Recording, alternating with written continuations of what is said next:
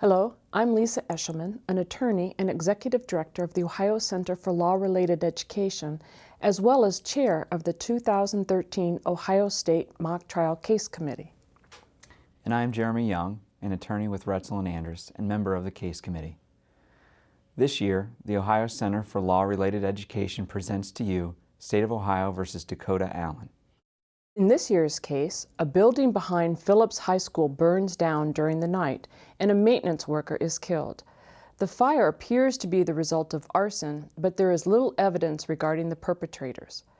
Dakota Allen is a 15-year-old student at Phillips High School. The morning after the fire, local police pick up Dakota and friend Quinn Patel at their homes.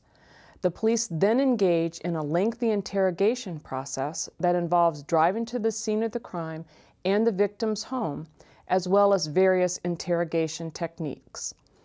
Late in the day, Dakota makes a statement claiming responsibility for the fire and is subsequently charged with murder and arson. However, Dakota later recants the confession.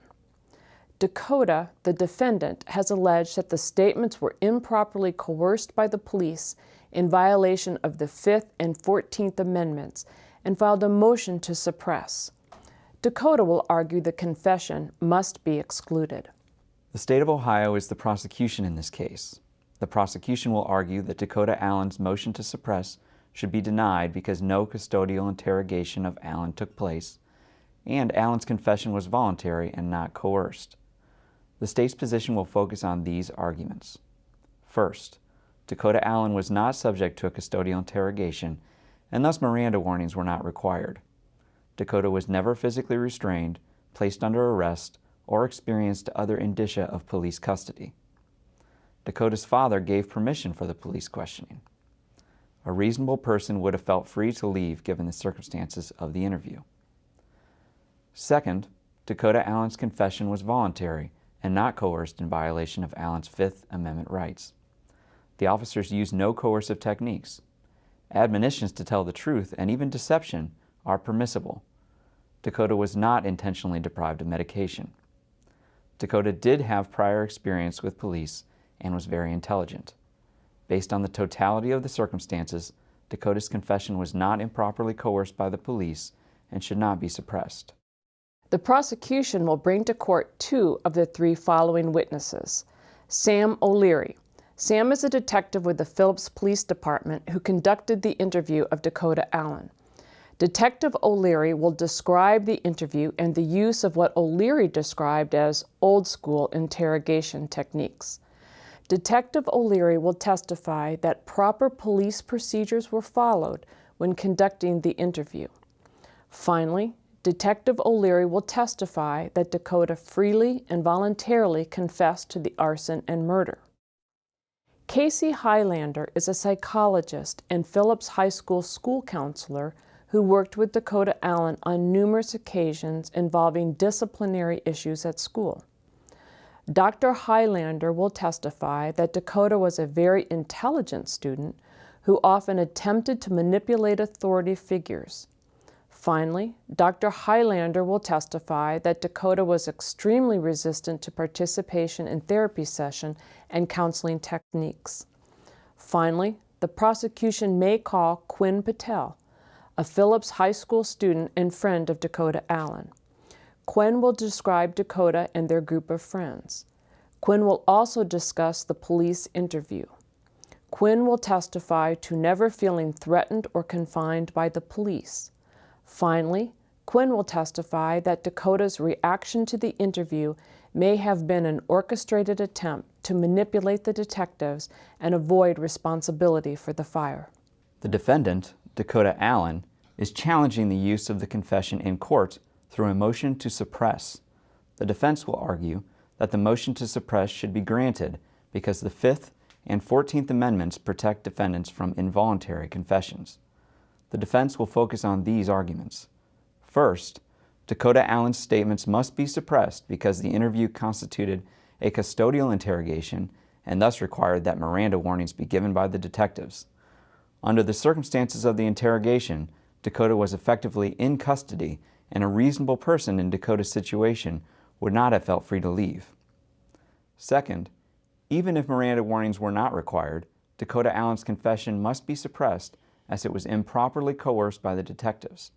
The detectives subjected Dakota to a 7-hour interrogation where Dakota was aggressively questioned, taken to the crime scene, and denied prescription medication. Based on the totality of the circumstances, Dakota's confession was not free and voluntary and must be suppressed. The defense will bring to court 2 of the 3 following witnesses. Dakota Allen is the defendant and a Phillips High School student. Dakota will describe the interview and alleged confession. Dakota will testify that the detectives were verbally and physically abusive. Dakota will also state the detectives did not allow access to prescription medication, and this prevented Dakota from thinking clearly. Dakota will testify that the confession was made only to stop the interrogation and was later recanted. Chris Martinez is a psychiatrist who evaluated Dakota Allen after the interview and confession and had extensive experience with juvenile criminal defendants. Dr. Martinez will testify that many police interrogation techniques have a disproportionate influence on juveniles. Dr. Martinez will state Dakota's withdrawal from medication on the day of the interview may have had significant negative effects. Dr. Martinez will conclude that Dakota was much more susceptible to police pressure than an average juvenile of the same age. Finally, the defense may call Detective Alex Jones, a former police officer and Sam O'Leary's partner on the day of the interview. Detective Jones will discuss Detective O'Leary's history of disciplinary issues and previous relationship with the victim.